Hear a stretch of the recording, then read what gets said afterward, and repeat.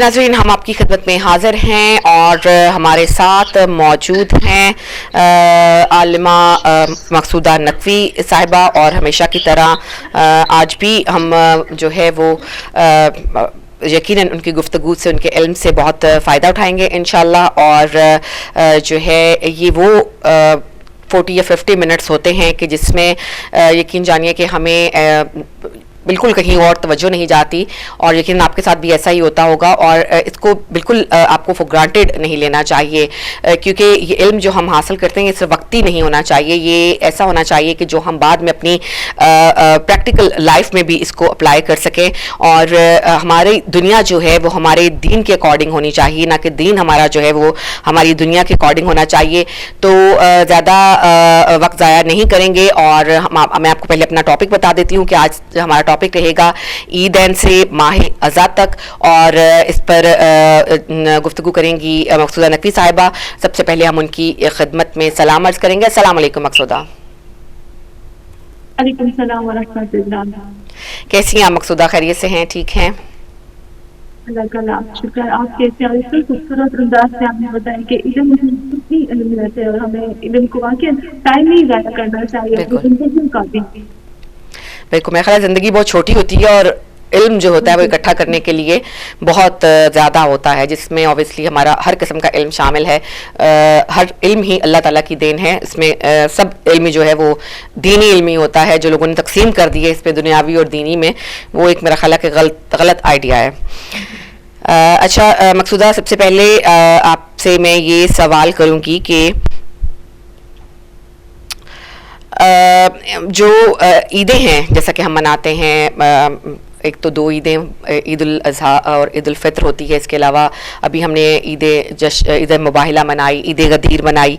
तो ये ईदें इजहार करती हैं कुर्बानी का, विलायत इख्तियार का, और बताती हैं कि कौन से उसवा हैं इससे अमली ज़िंदगी के लिए, और इसमें कौन कौन से हमें क्या बताती हैं ईदें कि हमें कौन से ऐसे अमाल हैं या कौन से ऐसी रविश है जो इख्तियार करनी चाहिए, और कौन से ज़िंदगी के ऐसे अमली पहलू हैं कि जो हम इनसे अपने उनको बेहतर कर सकते हैं, ब्रश अप कर सकते हैं।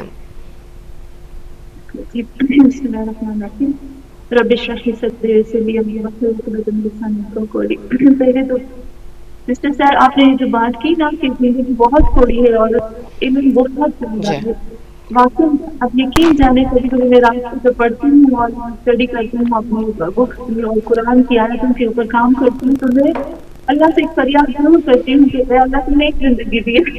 ये जो एक जिंदगी थी ना, वो मोहम्मद और आले मोहम्मद की जिंदगी के मुताबिक के लिए, कुरान के मुताबिक के लिए, नहजुल बलागा विदिफातत ज़हरा की जितनी भी विदिफातत ज़हरा के खुतबात और चीजें, या अल्लाह इनके लिए बहुत जिंदगी, एक जिंदगी तो पूरी पड़ती ही नहीं है। हम एक जिंदगी में कुरान तक को नहीं ले सकते हैं।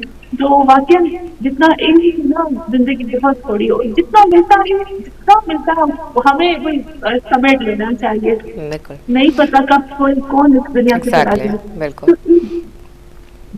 और ईद, जब हम ईद की बात करते हैं सिस्टर साहब, तो सबसे पहले मैं चाहती हूँ कि जो लफ्ज़ ईद हम तेरे इसको थोड़ा सा खोले और इसके बारे में करें कि कुरान में लफ्ज़ कितनी मर्तबा इस्तेमाल हुआ है। जब हमें ये लफ्ज़ पता चल जाएगा कुरान में कितनी दफा इस्तेमाल हुआ है, उसकी मीनिंग क्या होती है, तो ही हमें जितने भी ईदें आती है इसके बारे में पता चल जाएगा। तो यहाँ पर अच्छा, तो यहाँ पर जब हम आते हैं ना, तो कुरान की एक आयत है सूरह माइदा आयत नंबर 114 जी।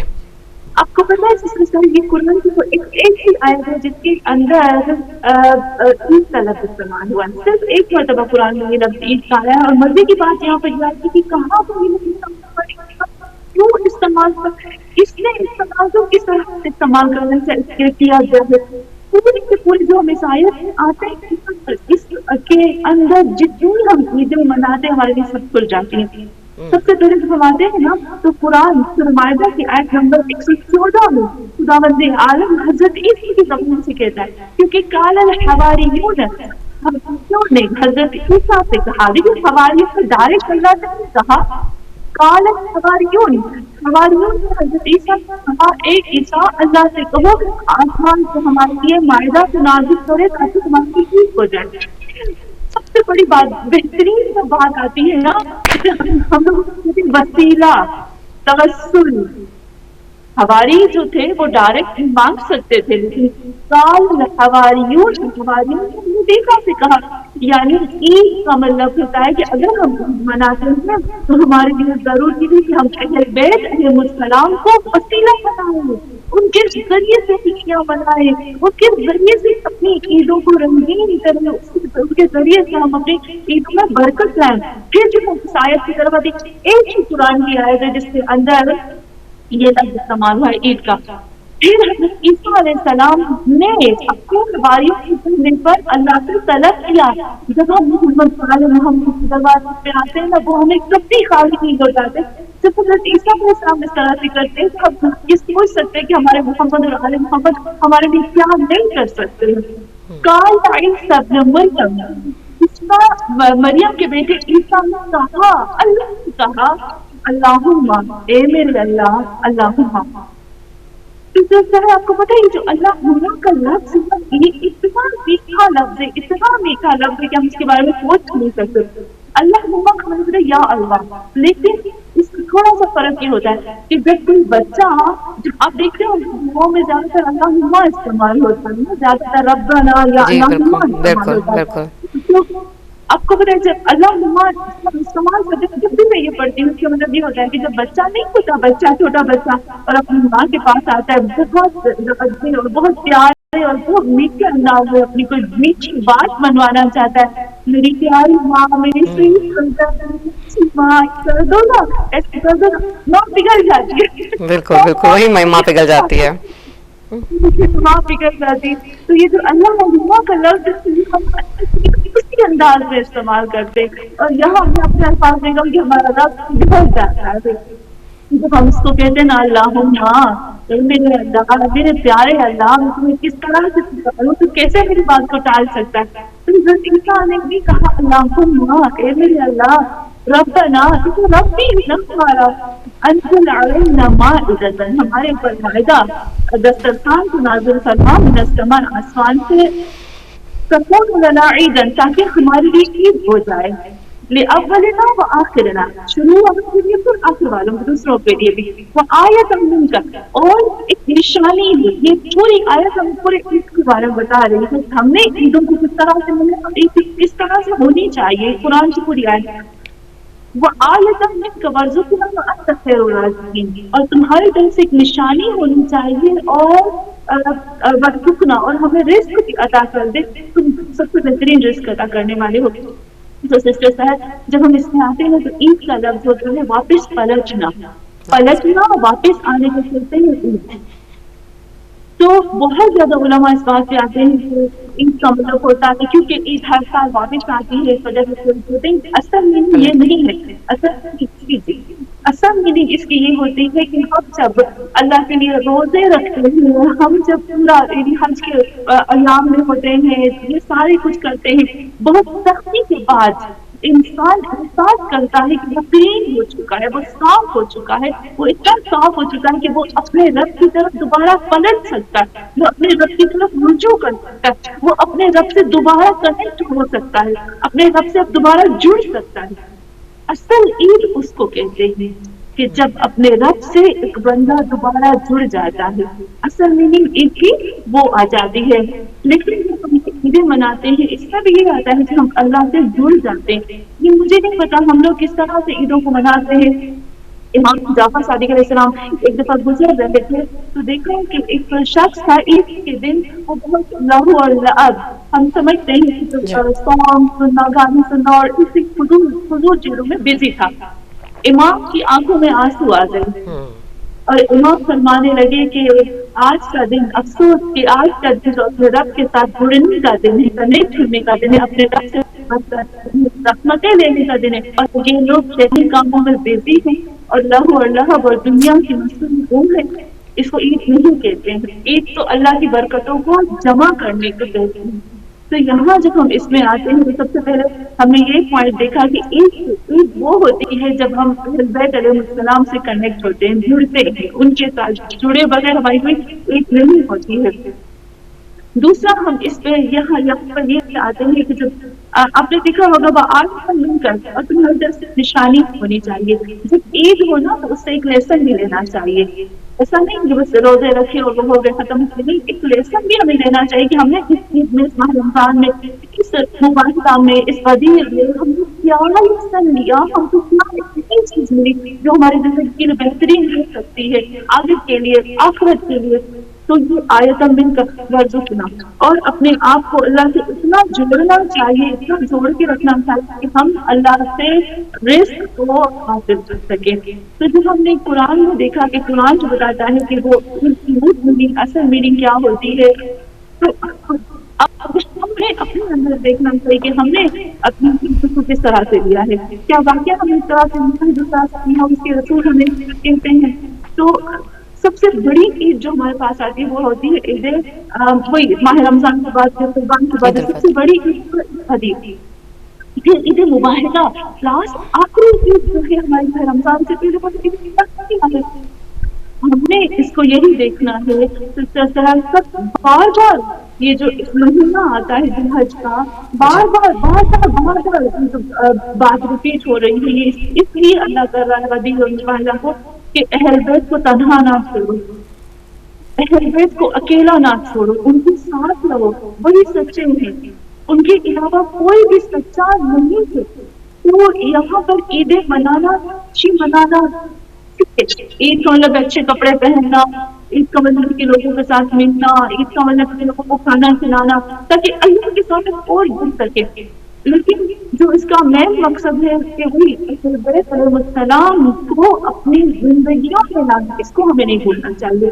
ہمیں مولا کائنات امیر المومنین علیہ السلام کا کتنا حق ادا کیا، ہمیں یہ نہیں بھولنا چاہیے۔ بس ایک چھوٹی سی بات میں کہوں گی، پھر اس کے بعد میں پھر دوسرے سوال کی طرف جی آپ آ جائیے گا۔ جب میں آغا عالی بہت خوبصورت، بہت بڑے عالم ہے، وہ بہت ہی خوبصورت صلی اللہ علیہ وسلم کی حدیث بتاتے ہیں جو کہ فیض کارخانی میں اپنی کتاب میں بتاتے ہیں، وہ کہتے ہیں کہ اتنی خوبصورت بات کی ہے، جو آپ نے عشق کی بات کی وہ بھی اس میں آ جاتی ہے، کہ محمد صلی اللہ علیہ وسلم، محمد صلی اللہ علیہ وسلم کے لیے قرآن میں آیت استعمال ہوئی ہے، بعث فی امیین رسول، اللہ کے ساتھ یعنی ان لوگوں میں جو پڑھے لکھے نہیں تھے ان کے اندر میں نے جو ہے اپنے رسول کو بھیجا۔ تو امی ایسے لوگ جن سے کبھی اسکول نہیں دیکھا، امی کا مطلب ہوتا ہے جو جیسا ماں کے پیٹ سے نکلا وہ ویسا نہیں رہا، کبھی اسکول نہیں گیا، کبھی اس کا استاد کو، ٹیچر کو نہیں دیکھا۔ تو وہ کہتے ہیں کہ اس آیت کی جب تفسیر کی جاتی ہے نا کہ محمد صلی اللہ علیہ وسلم ان لوگوں میں تھے، تو آپ اس سے یہ مراد نہ لو کہ عرب امی سے، جس زمانے میں میرے محمد صلی اللہ علیہ وسلم مبعوث ہوئے اس زمانے کے لوگ بھی تھے، ایسے نہ لو۔ حقیقت یہ ہے کہ میرے محمد صلی اللہ علیہ وسلم کے سامنے تمام انبیاء، چاہے وہ حضرت ابراہیم الامر انبیاء، چاہے وہ حضرت ابراہیم تھے، حضرت عیسیٰ ہے، حضرت موسیٰ، حضرت آدم، یہ سب کے سب امی ہیں، کیونکہ میرے نبی محمد صلی اللہ علیہ وسلم عالم ارواح میں پوری کائنات میں خداوند عالم جس ذات کو سب سے پہلے خلق کیا وہ محمد صلی اللہ علیہ وسلم کی ذات ہے، لیکن دنیا میں ان کو بشر بنا کر سب سے آخر میں بھیجا۔ تو یہاں پر میرے محمد صلی اللہ علیہ وسلم نے سب معصومین علیہ السلام انبیاء کو، تمام انبیاء کو توحید سکھائی، اللہ کا علم سکھایا، یعنی عالم ارواح میں سب کے استاد نبی محمد صلی اللہ علیہ وسلم، کہ جو محمد صلی اللہ علیہ وسلم سب کے استاد تھے، پھر ملائکہ کو بھی انہوں نے سکھایا۔ لیکن خداوند عالم نے جب محمد صلی اللہ علیہ وسلم کو اس دنیا میں بھیجا، بھیجنے کے بعد جو اللہ نے سب سے زیادہ قیمتی چیز جو بھیجی تھی نا اپنے نبی کے اوپر، وہ تھا قرآن۔ وہ جو کلام الہی تجلی الہی جو تھا، وہ طاقت الہی تھی، قوت الہی تھی، وہ تھا قرآن، وہ اللہ کے الفاظ تھے جو کہ قرآن کی صورت میں محمد صلی اللہ علیہ وسلم کے اوپر نازل تھے. اور جب محمد صلی اللہ علیہ وسلم کے اوپر یہ الفاظ کو اللہ نے نازل کیا قرآن کی پہلی مرتبہ تو وہی نازل ہوئی تھی نا، اقرا باسم ربک الذی، اس وقت کی حیرت زدہ بات یہاں پر یہ آتی ہے کہ میرے نبی صلی اللہ علیہ وسلم جو کہ ہمیں پتہ ہے کبھی انشاءاللہ موقع ملے تو ہم وہی کے اوپر بات کریں گے کہ میرے نبی کے اوپر وہی کی کس میں ہوتی تھی. جب ڈائریکٹ وہی نازل ہوتی تھی تو میرے نبی کی حالت غیر ہو جاتی تھی اور بے ہوش ہو جاتے تھے.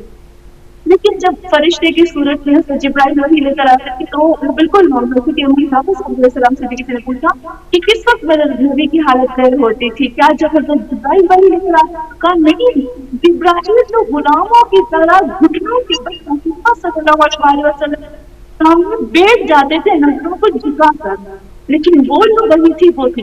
اب جو پہلی وحی نازل ہوتی ہے محمد صلی اللہ علیہ وسلم کے اوپر، میں خاص چیز کی طرف سب کو لے کر جانا چاہتی ہوں جو حق کے اللہ کریم اس کو ادا کر سکے. تو جب پہلی وحی نازل ہوئی وہ غار حرا میں تھے میرے نبی، اور پوری کائنات میں جشن ہو رہا تھا اور تاج نبوت آ رہا تھا اور پوری خوشبو تھی، اور روایات بتا ہے کہ ان کو نالین یعنی ان کے جوتے بھی قرآن سے جو آسمان سے نازل ہوئے تھے، جو آسمان سے انہیں جنت سے آئے تھے.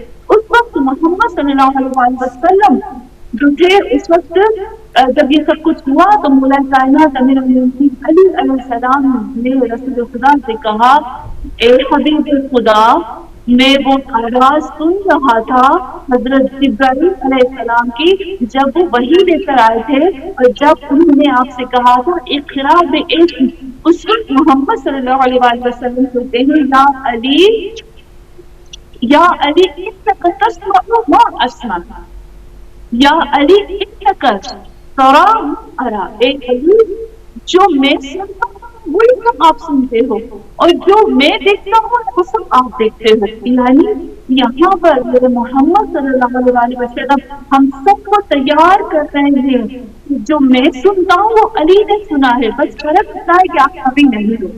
جو میں سنتا ہوں وہ علی سنتا ہے، جو میں دیکھتا ہوں وہ علی دیکھتا ہے. تو میرے بعد بھی صرف اور صرف وہ حق جو رکھتے ہیں وہ علی ہے.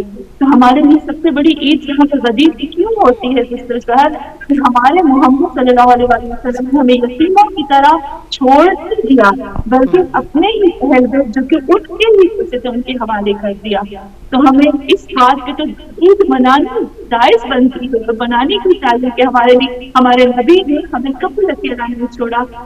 ایک جو چرواہا ہوتا ہے نا، وہ جب بکریاں بھینس بکریاں چراتا ہے نا، وہ بھی اپنے بھینس بکریوں کو اکیلا نہیں چھوڑتا. تو میرے محمد صلی اللہ علیہ وسلم ہم اپنی امت کو کیسے اکیلا چھوڑ سکتے ہیں؟ تو اس بات پہ تو ہم سب کو عید ہی منانی چاہیے. ہمیں میرے محمد نے ہمیں اللہ کے ساتھ کنیکٹ کر دی. بالکل، بے شک، بہت خوب. اچھا یہ بتائیے کہ ہمیں اپنا ظاہری اور باطنی اختیار کس کو سونپنا چاہیے؟ یہ عیدین ہمیں کیا بتاتی ہیں؟ اس سے ہم کیسے اخذ کر سکتے ہیں کہ ہمیں اپنا ظاہری اور باطنی اختیار جو ہے کس کو سوچنا چاہیے، کس کی ہمیں پیروی کرنی چاہیے؟ اور ایک دوسرا پوائنٹ یہ ہے کہ اس میں ہم اس کے بعد عیدین کے بعد جو ہے وہ ہماری اذا کیسی ہونی چاہیے؟ وہ مکتبی ہونی چاہیے یا رسوماتی ہونی چاہیے؟ اس میں ایک دو کویسچنس جو ہیں.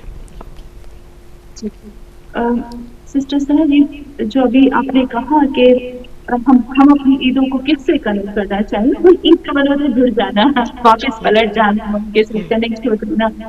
تو ابھی جب ہم نے قرآن کی وہی آیت پڑھی تو اس میں ایک لفظ ہمیں بولا تھا، قال الحواریون، کہا حواریوں نے حضرت عیسیٰ علیہ السلام سے.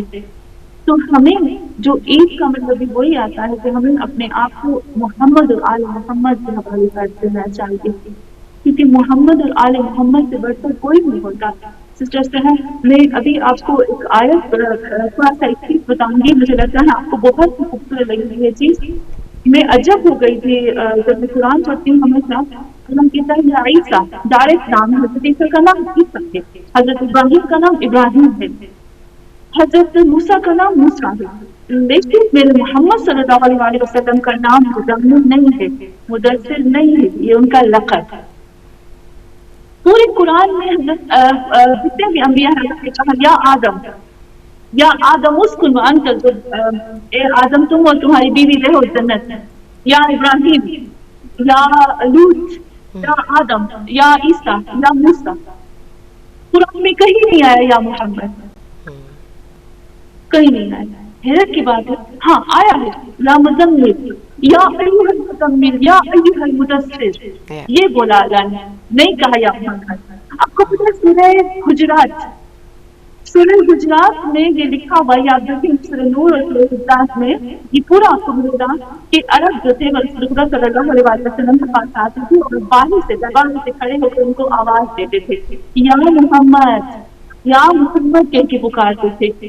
آپ کو پتہ ہے میرا اللہ اتنا عاشق محمد صلی اللہ علیہ وسلم، اتنا عاشق یا محمد، کوئی خراب لفظ نہیں ہے، لیکن اللہ کو یہ بھی نہیں پسند کہ میں محمد کو یا محمد کس کا پکارو.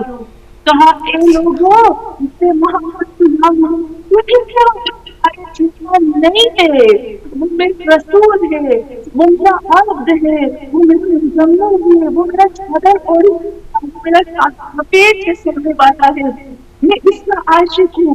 یہ وہ محمد ہے جس کی قرآن میں اللہ نے یہ کہا کہ وَلِعَمْرِكَ، اے محمد مجھے تمہاری زندگی کی قسم، زندگی کی قسم کہتے کہتے نا، مجھے تمہاری حیات کی قسم، محمد میں تمہاری پیٹھ کو دیکھتا ہوں، میں تمہاری پیٹھ کو دیکھتا ہوں، میں تمہاری دل، تمہاری زبان، تمہاری باطن، تمہاری ہر چیز پر میری نظر رہتی ہے.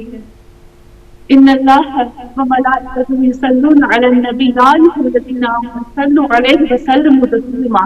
کسی نے بچے سے کسی نے پوچھا کہ اللہ کیا کرتا ہے، تو اس نے کہا اللہ ہر وقت صلوات پڑھتا ہے محمد صلی اللہ علیہ وسلم پر. اللہ کا کہا کیونکہ قرآن کی ان اللہ وملائکتہ یصلون علی النبی، ملائکہ اور فرشتے کا کام میرے نبی کے اوپر بار بار صلوات پڑھنا ہے.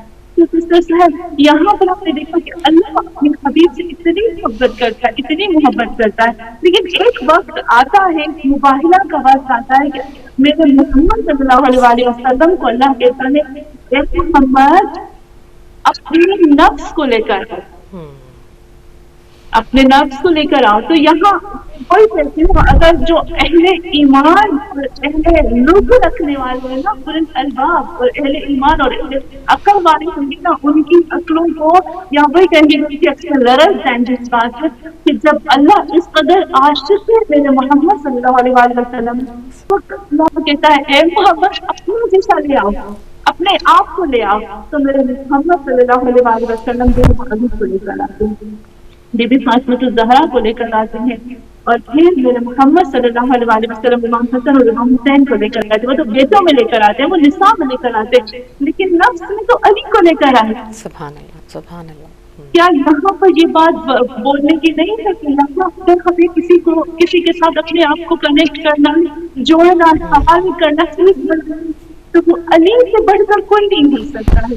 تو سسٹر صاحب یہاں میرے محمد نے ڈائریکٹ خدا نے بتا دیا اے محمد علی دوسرا محمد ہے، بس یہ فرق اتنا ہے کہ وہ نبی نہیں ہو سکتے. یہ میرے اللہ کہتا ہے، یہ میں نہیں کہتی، نفس کہتا ہے. ایک کال ہے مقصودہ، اس کو شامل کر لیتے ہیں پھر آپ ہم اگلے پوائنٹ کی طرف چلیں گے. جی ہیلو، السلام علیکم. وعلیکم السلام رحمۃ اللہ وبرکاتہ. میری دونوں بہنوں کو آج جمعہ مبارک ہو. جی آپ کو بھی مبارک ہو. امت کو، آپ کو بھی مبارک ہو. ساری انسانیت کو. ماشاءاللہ جمعے کا دن ہے، مسجدیں بھری ہوئی ہیں، دعائیں ہو رہی ہیں، جس طرح میری بہن بولتی جا رہی ہے آپ نبی پاک صلی اللہ علیہ وسلم کے اوپر، اللہ کے اوپر. اس وقت ہر مسجد خانہ کعبہ سے آوازیں آ رہی ہیں اللہ اور محمد کی اور مولا کائنات کی، امام حسین کی باتیں ہو رہی ہیں. موسم جمعہ ہی ہوتا ہے تو پروگرام بہت اچھا ہے. میری بہن آپ کے پروگرام سے پہلے ہی ابھی میں پاکستان سے میری چھوٹی بھانجی میری بیٹی کی بیٹی کہہ رہا ہوں، میری بہن کی بیٹی ہے، وہ ادھر آ رہی ہے پڑھنے کے لیے، تو اس سے یہی لیکچر ہو رہا تھا کہ تم نے ادھر کیا ہے، ادھر آ کے کیا کرنا ہے. اس کو گائیڈ لائن دے رہا تھا. اوپر سے آپ کا پروگرام آ گیا ماشاءاللہ.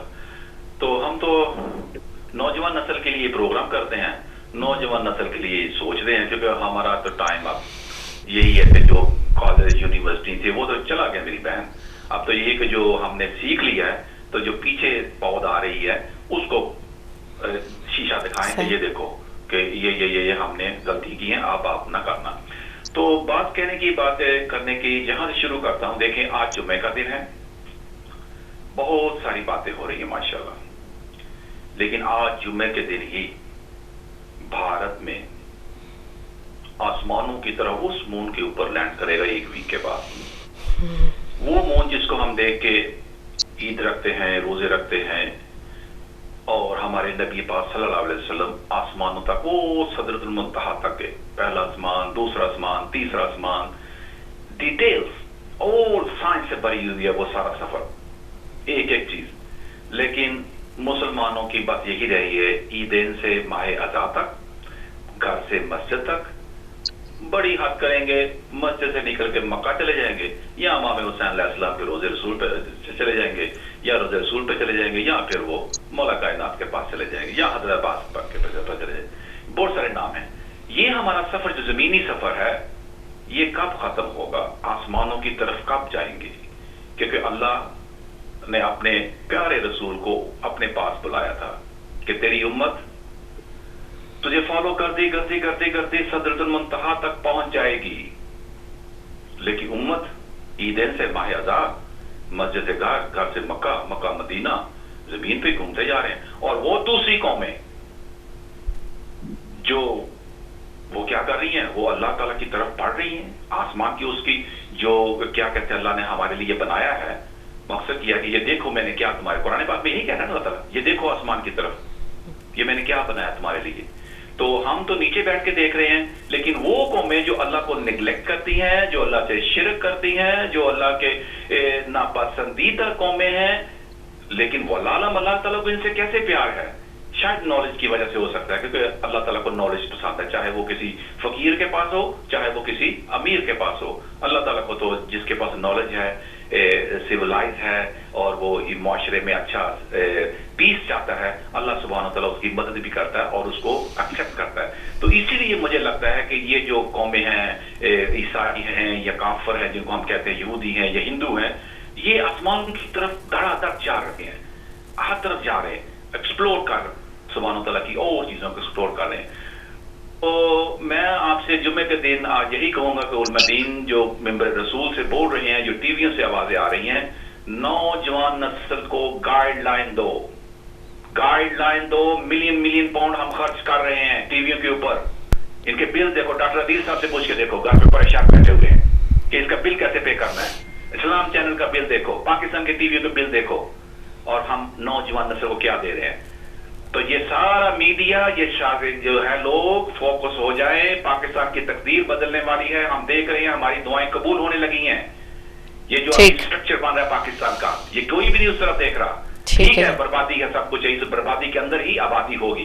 अब आबादी का टाइम आ चुका है, और नौजवान नस्ल, आज मैंने अपनी बेटी, अपना बहन की बेटी से बात की है, वो आ रहे हैं, इस तरफ आ रहे हैं, अपना सामान उठा के, यानी उनको गाइडलाइन दे रहे हैं। तो खुदा के लिए टीवी वालों जितने भी हैं, सब अपना अपना रोल अदा करो। डॉक्टर अदील साहब ने अपना रोल अदा कर दिया है, मेजर साहब ने अपना रोल अदा कर दिया, वो पैसे धड़ाधड़ जा रहे हैं, और आवाम ने भी घरों से बैठ के डोनेट किया आपको, और डोनेट कर रहे हैं।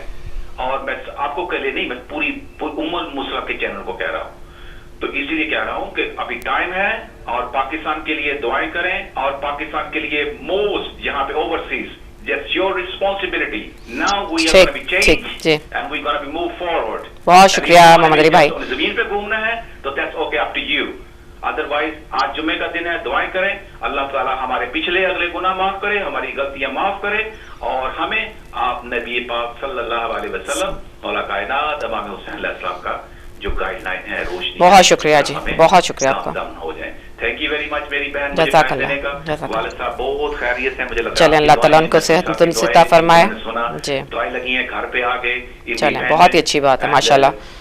उन्होंने बस एक बात उधर हॉस्पिटल से निकलते हुए कही कि डॉक्टर ने पूछा कि mister Mirza do you need any care, and my dad he said listen I use the system, I don't abuse, when I need a care and I will ask you at the moment I'm independent, let me to go to my God independent. चलें, तो बहुत अच्छी बात है, बहुत शुक्रिया आपका जी, thank you very much मेरी बहन, और फिर दुआएं करना कि अभी तंदुरुस्त है, वो बस इंशाल्लाह ताला मुकम्मल सेहत तंदुरुस्ती अता फरमाए। तो थैंक यू वेरी मच मेरी बहन, मुझे टाइम देने का। जज़ाकल्लाह। جی کچھ کہیں گی اس کے بارے میں آپ یا ہم اپنی بیک ٹو آور کنورسیشن؟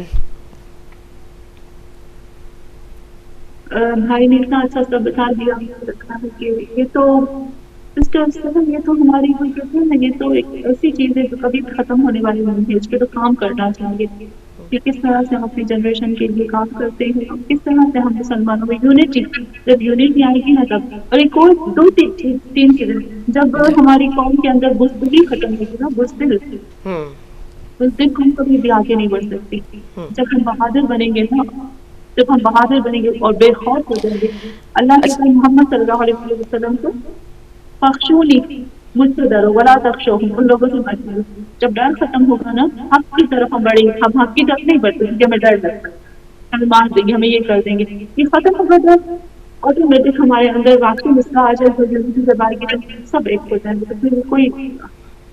اچھا یہاں سے ایک بات میرے ذہن میں آئی مقصودہ کہ ہم دیکھیں عبادات تو اللہ نے عبادت کرنے کے لیے اس کی پیروی، اس کی اطاعت کرنے کے لیے بندے کو دنیا میں بھیجا، یہ زمین بنائی، آسمان بنایا اس کام کے لیے، اس میں کوئی شک نہیں کہ عبادات ہماری اوبیسلی کمپلسری حصہ، ان کو تو ایسے ہونا چاہیے جس طرح ہم کھاتے پیتے ہیں ایسے ہی وہ ہمارے ساتھ ہونی چاہیے. ایک طرف ہم دیکھتے ہیں کہ جو یہودی جو کمیونٹی ہے، ہم اس کو اگر دیکھتے ہیں تو وہ بھی بہت عبادات کرتے ہیں، ہم سے زیادہ ان کی اسٹرکٹ عبادات ہوتی ہیں، لیکن ہم ان کی جو پروگرس ہے ادروائز بھی اس کو بھی ہم دیکھتے ہیں کہ وہ اتنے آرگنائزڈ ہوتے ہیں، ان کے بچے بہت چھوٹی عمر میں آرگنائزڈ ہوتے ہیں، ان کو چھوٹی عمر سے علم دیا جاتا ہے، وہ ان کی جو مذہبی جو اٹیچمنٹ ہوتی ہے وہ ہوتی ہی ہوتی ہے، اس کے ساتھ ساتھ وہ باقی تمام علوم پر بھی ان کا بہت زیادہ ہولڈ ہوتا ہے. ہم دیکھ رہے ہیں کہ آج کل ہولڈ اوبیسلی پس پردہ انہی کا ہی ہے. تو ہم ایسا کیوں نہیں کر پاتے؟ ہم واقعی بات تو ہے کہ ہم وہ مسجد سے گھر اور گھر سے مسجد اور پھر اس کے بعد ایک دوسرے کی جو ہمارے اوپینین ہیں ان کے اوپر اعتراضات کرنا، کرٹیسزم کرنا، اس پہ لڑائی کرنا، چاند کے اوپر لڑائی کرنا کہ چاند کیوں نہیں ایک کا نکل آیا پہلے تو ایک کا نکل آیا بعد میں. تو میرا یہ خیال ہے کہ جو عبادات ہیں وہ کسی کی ترقی میں، کسی بھی قوم کی ترقی میں رکاوٹ کا باعث بنتی ہیں. پھر مسلمانوں کے ساتھ ایسا کیوں؟ کیونکہ آپ نے اتنی اچھی بات کہی تھی سسٹر سہر کہ پہلی بات یہ کہ ہم نے اپنی عبادتوں میں ہی جھگڑے شروع کر دیے ہیں. خداوند عالم قرآن میں کہتے ہیں کہ جب تم ایک دوسرے کے ساتھ اختلاف کرو گے نا، تب شروع کا مطلب ہوتا ہے کہ تم پیرالائز ہو جاؤ گے. یہ جو جھگڑے میں دین کے تمہیں پیرالائز کرتے ہیں، اور واقعی ہم لوگوں کو یہ کر رہے ہیں. اور دوسری تین چیزیں میں سے سسٹر صاحب آپ کو بتاؤں گی، آپ کو میرے نزدیک جہاں میں نے اسٹڈی کیا جو مجھے نظر آتا ہے جنوس میں اور یہودیوں میں، سب سے پہلی بات یہ آتی ہے کہ ہم نے دین اور دنیا دونوں کو الگ الگ کر دیا ہے. ہم نے کہہ دیا ہے کہ جو دین پڑھے گا دنیا نہیں پڑے گا، تو دنیا پڑھے گا دین نہیں پڑے گا. ہم نے دونوں کو پاس کر دیے، اور وہ دین اور قرآن اور ان کو لو درجے کے لوگوں کے لیے ہے، کم درجے کے لوگوں کے لیے ہے. جو پڑھیں گے نا، جو یعنی ہم کہیں گے کہ بال کھول کے آئیں گے تو بے ہدایت، جس طرح سے ہم کہیں گے کہ وہ بہت ہے. ایسا میں نہیں کہتی کسی کے حجاب کے لیے میں بات نہیں کرنا چاہتی، لیکن میں ایک ایگزامپل دے رہی ہوں. ہم سمجھا ہے کہ جو دین کو چھوڑے گا نا وہ بہت ہائی لیول کا انسان ہے، وہ ترقی کرے گا وہ، اور جو دین میں آئے گا نا وہ بہت گاؤں قسم کے لوگ بنیں گے. تو یہاں پر ہماری جو سوچ ہے نا، اس میں ہمارے دین کو، ہمارے مذہب کو، ہم مسلمانوں کو بہت بہت بہت خراب کر دیا. میں وہی کہوں گی کہ بہت پیچھے دھکیل دیا ہے، بہت ہی پیچھے دنیا سے دھکیل دیا. اس لیے دشمن اسلام ہم پر کنٹرول کر رہے ہیں، حکومت کر رہے ہیں ہمارے پر. اور جو تیسری اور خاص چیز ہے نا سسٹر صاحب، وہ میں آپ کو بتاتی ہوں. کچھ سال پہلے مجھے لیکچر دینا تھا بچوں کے اوپر کہ اولاد جب بچہ پیدا ہوتا ہے تو کیا چیزوں میں میرے پورے عالمان سے بکرا سے میری بڑا دماغ کے حقوق کیا ہوتے ہیں، جب بچہ پیٹ میں ہوتا ہے تو بچے کے حقوق کیا ہوتے ہیں، خود بچہ ہوتا کیا ہے. کہ میں نے اس کے اوپر پڑھا تو میں نے تھوڑا کام کرنا شروع کر دیا. میں نے سب ماؤں سے پوچھنا شروع کر دیا کہ آپ جب چاہتے ہو کہ آپ کا بچہ، کیوں آپ چاہتے ہیں بچہ ہو؟ تو کسی نے کہا کہ میرے بڑھاپے کا سہارا بن گا، کسی نے کہا کہ میں چاہتی ہوں کہ ہم زمانہ کا سپاہی بنے، کسی نے کہا کہ نہیں ہم اکیلے ہیں، تو کسی نے کہا کہ ہماری نسل بڑھنی چاہیے، ہمارا نام تو بہت پیچھے سے، اور کسی نے کہا کہ میری تنہائی. سب اپنی اس طرح سے بتائیں. لیکن کسی نے نہیں کہا کہ ہم مسلمانوں نے کسی نے نہیں کہا کہ مجھے ایک ایسا بچہ پیدا کرنا ہے جو پوری انسانیت پوری زمین پر بادشاہت کرے گا, حکومت کرے گا, پوری انسانیت پہ حکومت کرے گا. لیکن یہودیوں میں ہوتا ہے کہ جب ان کی بیوی ان کی عورت جب پریگنٹ ہوتی ہے تو وہ صرف اور صرف ان کی یہ سوچ ہوتی ہے کہ ہمیں ایک ایسا بچہ پیدا کرنا جو پوری دنیا کو کنٹرول کرے گا. ان کی عبادتیں بھی ہوتی ہیں, ان کا مذہب بھی ہوتا ہے, ان کی سوچ کیا ہوتی ہے, کس طرح سے یہ وہ اس عورت کو اتنی کی طرح رکھتے ہیں. اس کے سامنے کسی کی سگریٹ کی مجال نہیں ہوتی, وہ جنک فوڈ نہیں کھاتے, وہ کوکو کولا اور یہ ساری ڈرنکس نہیں پیتے ہیں, وہ اپنے عورت کو صاف اور فریش کھلاتے ہیں, ان کو ان کے ذہن کو بہت فریش رکھتے ہیں جھگڑوں سے, گھریلو جھگڑوں سے, پرابلم سے, کاموں سے, ان چیزوں سے دور رکھتے ہیں. آل عمران ہم لوگوں کو کہتی ہے کہ اے مسلمانوں جب ایک عورت تمہارے اوپر واجب ہے کہ تم اس طرح سے کرو, لیکن الٹا ہوتا ہے, اس کو کرنا تو سب کا سننا ہوتا ہے. یہاں پر جب ایک سوچ ہم سوچتے ہیں کہ ہمیں ایک غلام پیدا کرنا ہے, ہمارا ایک ماں مسلمان ماں سوچتی ہے کہ میرا بچہ میرا کام چکا بڑھاپے کا ساتھ غلام پیدا کرنا, غلام بن گئے ہم لوگ. وہ بادشاہ پیدا کرتے ہیں, اور آج وہ بادشاہ ہیں, آج وہ بادشاہ, آج وہ کنٹرول کر رہے ہیں پوری دنیا پہ. تو مین چیز ہمارے یہاں پر آ جاتی ہے. بالکل صحیح کہا آپ نے. اب ہم واپس چلیں گے اسی جگہ. ہمیں بات یہ کہی تھی کہ ماہ عزا جو ہے وہ اس کو رسوماتی انداز میں منانا چاہیے یا مکتبی انداز میں؟ دیکھیے ابھی جیسے ابھی ہم نے عیدوں کی بات کی سسٹر صاحب, جو یہ ساری عیدیں ہمیں بتا دی. ابھی ہم نے قرآن کی آیت, قرآن بتاتا ہے کہ جو مکتبی چنا اس طرح سے رسم و رواج نہیں ہونی چاہیے. امام بخاری علیہ السلام کے بارے میں بتا ہے کہ ایک دفعہ عید کے دن امام بیٹھے ہوئے تھے اور ایک شخص امام رونے لگے. تو کسی نے پوچھا کہ مولا آج عید ہے, آپ کس رو رہے ہو؟ یعنی امام بتا رہے ہیں اس کو پریکٹیکلی انجام دو. تو امام نے کہا کوئی عید نہیں گزری جس میں ہم اہل بیت کے اوپر ظلم نہ ہوا ہو, یعنی ہم اہل بیت کے حق کو تلاشی نہ ملا ہو. اور ابھی بھی وقت آئے گا کہ وقت کا امام ضرور پر غیب نہیں ہوگا. تو کیا یہ قید نہیں ہے امام میری کی؟ ایک قید ہو گئی نا کہ امام اپنے لوگوں کے سامنے نہیں آ سکتے, ہم سب کے ساتھ کھل کے مل نہیں سکتے ہیں. تو یہاں پر جب ہم لوگوں کو اگر ہم اہل بیت کی طرف آئیں گے نا اور ان کی پوری زندگی کی طرف آئیں گے, سسٹر ہے مجھے یہ کرنا ہے, مجھے ایسی آزاداری کرنی ہے کہ میرا وقت کا امام مجھ سے راضی ہو جائے. شاید اللہ کو زیادہ نہیں چاہیے, اچھا چاہیے, اللہ کو مخلص خالص چاہیے. شاید مجھے ایک کی وجہ سے, ہم دو لوگوں کی وجہ سے اللہ کو یہ آزاداری اتنی پسند آ جائے تو اگلے سال ہی میرے وقت کے کا ظہور ہو جائے. جو رسم و رواج ہوتے ہیں نا اس میں صرف فارملٹی پوری کی جاتی ہے نا, بس بولا جائے کالے کپڑے پہنو, کالے کپڑے پہن. اب تو اسلام میں تو عجب ہو گئی تھی جب میں پاکستان گئی ابھی کچھ مہینے پہلے, تو جیسے محرم آنے لگتا ہے تو کالے کپڑے کا برانڈ والے کالے کپڑے لانچ کرنے لگے. ابھی ایک دم سے فیس بک کھولی تو اس کے اوپر سارے مونوکروم اور بلیک اور وائٹ اور بلیک اور وائٹ. میں مطلب حیران تھی کہ آفٹر آل یہ لوگ خریدتے ہوں گے, اس کی تیاری کرتے ہوں گے, تو ڈیفینیٹلی یہ برانڈز بھی اتنے زور و شور سے اس کو جو ہے وہ پروموٹ کرتے ہیں. بالکل سر. تو ابھی دیکھیے ہم لوگ مجھے جانا مسجد میں, تو میں تو برانڈیڈ شوز بھی پہنی ہوں گی, میں تو بیگ بھی لوں گی ہاتھ میں. اور تو یہ کہاں سے تو ایک رسم ہو گئی نا بلیک کپڑے بلیک چیز پہننے کی. اور حالانکہ کالا کپڑے کا مطلب ہوتا ہے کہ غم کی نشانی. یہ جو کالے کپڑے میں پہن کے جاتی ہوں میں مولا کہتی ہوں, مولا میں آپ کے سامنے آئی ہوں آپ کی عزادار بن کر, آپ کو پرسہ دینے کے لیے آئی ہوں, میں ماں زہرا کو پرسہ دینے کے لیے, محمد صلی اللہ علیہ وسلم کو پرسہ دینے کے لیے آئی. لیکن اگر میں اتنا تیار, میں یہ نہیں کہ تیار نہیں ہونا چاہیے, میں ایک ایگزامپل دیتی ہوں کہ ہم نے رسم میں بنا دیا ہے, بس رسم میں تو چلنا چاہیے, رسم پہ نہیں چلنا چاہیے. مکتب اہل بیت کو جو ہمیں جو مکتب ہے, جو اصل مقصد ہے نا اس کی طرف آئے. ایک چیز چھوٹی سی بولوں گی سسٹر, اس کو میں ختم کرتی ہوں, دوسرے سوال کی طرف آئیں گے. دیکھیں اگر صرف اور صرف یہ جو اہل بیت کا جو عزاداری ہے صرف اور صرف رسومات ہی ہوتی تو امام حسین علیہ السلام کو کربلا میں نماز پڑھنے کی ضرورت ہی نہیں. صحیح. کوئی حالانکہ ان کو تھا کہ امام نہ بھی پڑھتے تو بھی امام تو معاف تھا نا.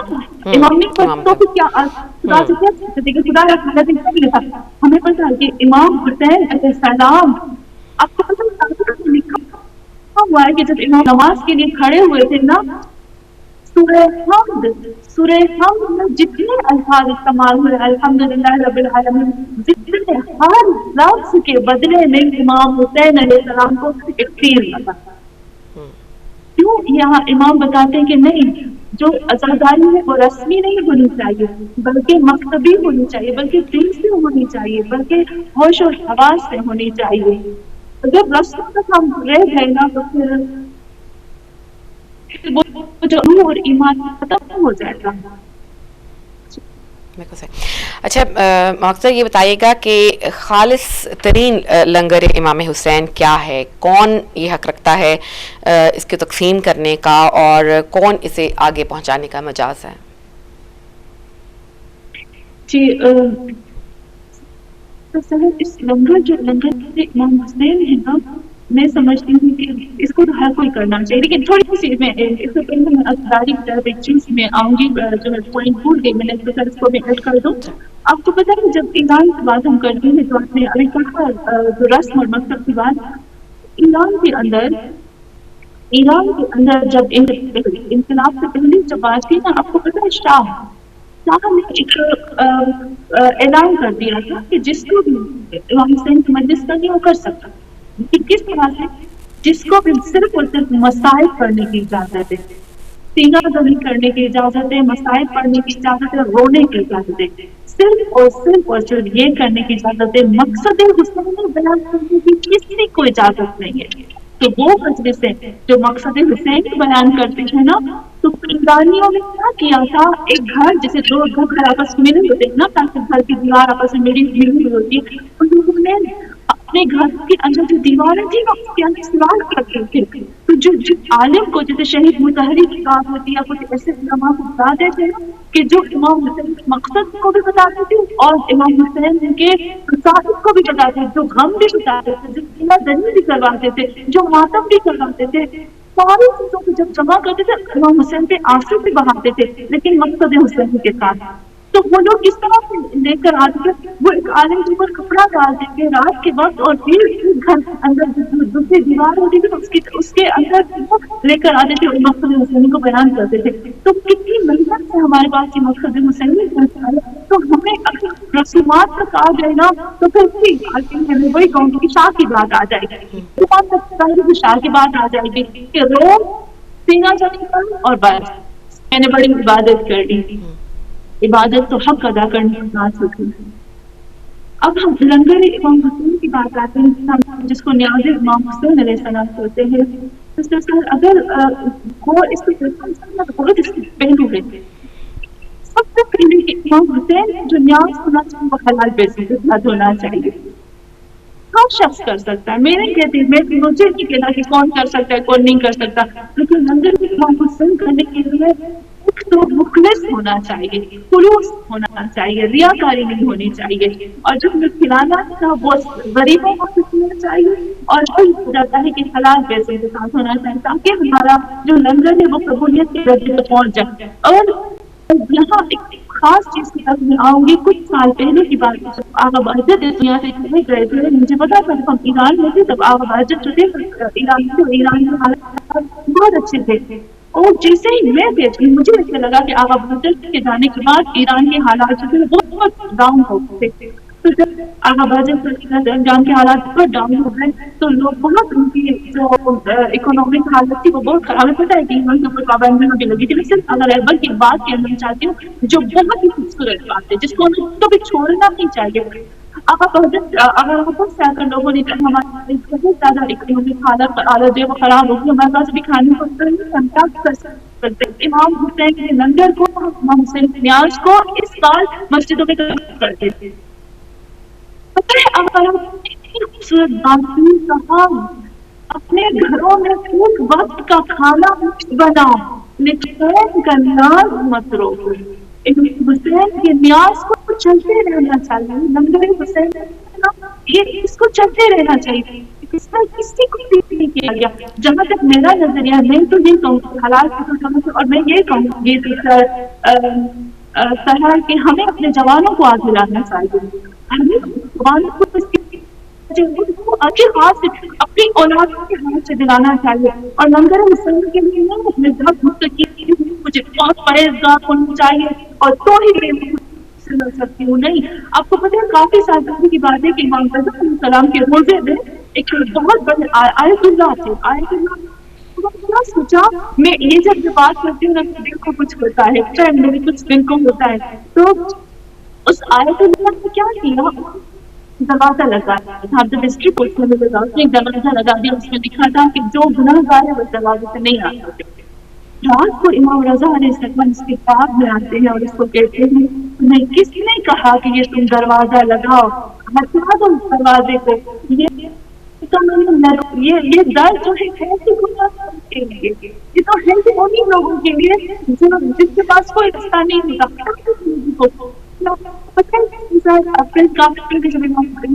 السلام کی زری تھی نا، تو اس زمانے میں کیا ہوتے تھے، جو عرب ہوتے تھے نا، وہاں سے جو عرب علاقی ہوتے تھے کام کرتے تھے، کھیتوں میں کام کرتے تھے، اور جس طرح کی حالت ہوتی تھی نا، وہ اس طریقے سے امام حسین کے روزے میں آ جاتے تھے۔ ایک عالم نے جب دیکھا کہ یہ کیا کر رہے ہیں، اس طرح سے نہیں آ رہے، تو اس نے سارے بچھوا دی اور اس میں پانی رکھوا دیا وضو کرنے کے لیے کہ جو بھی آئے گا اپنے پاؤں کو اپنے آپ کو دھو کر، اپنے چہرے کو اپنے ہاتھوں کو دھو کر کے امام حسین کے روزے میں آئے گا۔ اب تو پتہ نہیں اس کے بعد کچھ عرب نے نا چھوڑ دیا تھا، کیونکہ وہ اتنا کام کرتے تھے، وہ تھک جاتے تھے کہ اس طرح سے مشکل تھا۔ مجھے نہیں پتا، شاید وقت نہیں تھا، امام حسین علیہ السلام اس عالم کے پاس میں آئے، اس نے کہا ہٹا دو یہ کھانے کو، یہ سب ہٹا دو، یہ سب اس لیے نہیں رکھا کہ میرے لوگ گناہ آ سکے، یہ رکھا گیا کہ میرے لوگ آ سکے۔ تو امام حسین علیہ السلام کے نمبر اور لحاظ کی بھی بس یہی بات آئی کہ یہ حجور حسین کے نام پہ ہم دے دیتے ہیں نا، تو سب سے بڑی چیز ہے، تو جتنی بھی طاقت ہو سکے بس یہ خیال رکھنا چاہیے کہ جو لنگر کھلاتے ہیں داروں کو کھلائیں، جو غریب کو بھی کھا نہیں سکتے ہیں ان کو کھلائیں حلال پیسوں سے، اور اپنی جنریشن اور اپنی اولادوں کو سامنے لا کے بچوں کے ساتھ سے دلائیں تاکہ ان کی اولادوں میں یہ چیز جو ہے وہ ٹرانسفر ہو جائے۔ ٹھیک، بالکل۔ اچھا، بالکل 2-3 منٹ رہ گئے ہیں۔ مقصد میں آپ چاہوں گی چونکہ اگلے ہفتے تو آغاز ہو جائے گا عشرہ کا، پہلے عشرہ کا محرم کے، تو آپ کیا ایک ایسا پوائنٹ ہے، ایک ایسی نصیحت کہہ لیجئے جو کہ مومنین اور مومنات کو دینا چاہتی ہیں اس محرم کے آغاز پہ؟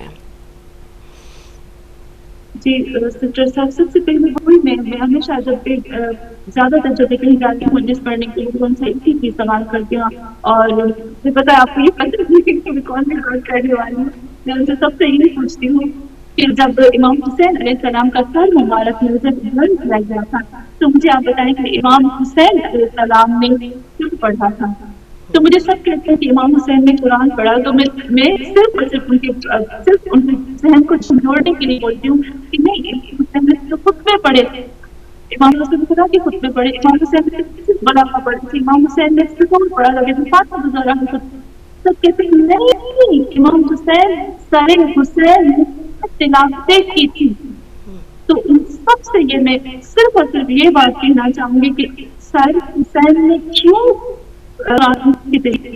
امام حسین کا سر جب نو کے نیزے پہ بلند کیا گیا ہے تو امام حسین ہم میسج دیتے ہیں، وہ میسج کیا ہے؟ وہ یہی میسج دیتے ہیں، اے میرے شیعو، یہ جو محرم کے دن ہے نا، ایسے نہ ہو کہ تم عزاداری میں، وہی غم منانے میں، دکھ میں، مصائب میں بزی ہو جاؤ اور قرآن کو بھول جاؤ، باقی نہ بھولنا۔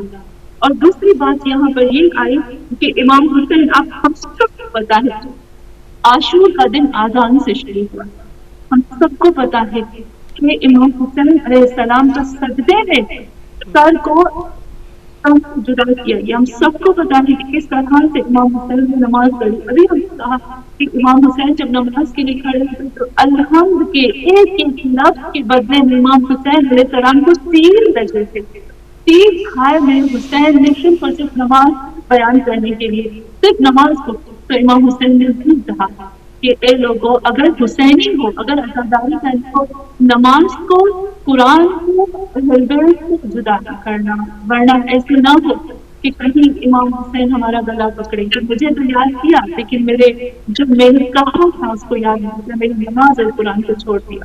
تو یہ میں میسج دوں کیونکہ یہ کبھی کبھی نمازیں قضا ہو جاتی ہیں, عزاداری کرتے کرتے بہت زیادہ لوگوں سے قضا ہو جاتی ہے, یا پھر قرآن کو ممبر سے قرآن بیان نہیں ہوتا, حقیقی قرآن نہیں ہوتا. حالانکہ ممبر سے یہی سامنے ممبر سے قرآن کو بیان کرنے کے موقع قرآن کو آگے بڑھ سکے. تو میں یہی کہوں گی کہ 2 چیزیں ہمیں امام حسین کے ساتھ جدا نہیں کرنی چاہیے کہ امام نے اپنے آپ سے جدا نہیں کرنا. بہت بہت شکریہ آپ کا مقصودہ, جزاک اللہ خیر. اللہ تعالیٰ آپ کی توفیقات میں مزید اضافہ فرمائے اور آپ اسی طرح ہمیں گائیڈ کرتی رہیں, اسی طرح سے ہمارے ذہنوں کو روشن کرتی رہیں. بہت بہت شکریہ آپ کا. جی ناظرین, ہمارے ساتھ موجود تھیں عالمہ مقصودہ نقوی صاحبہ, اور ہمیشہ کی طرح آج بھی ایک بہت جسے کہہ سکتے ہیں کہ بہت ہی فائدہ مند سیشن ہمارا رہا.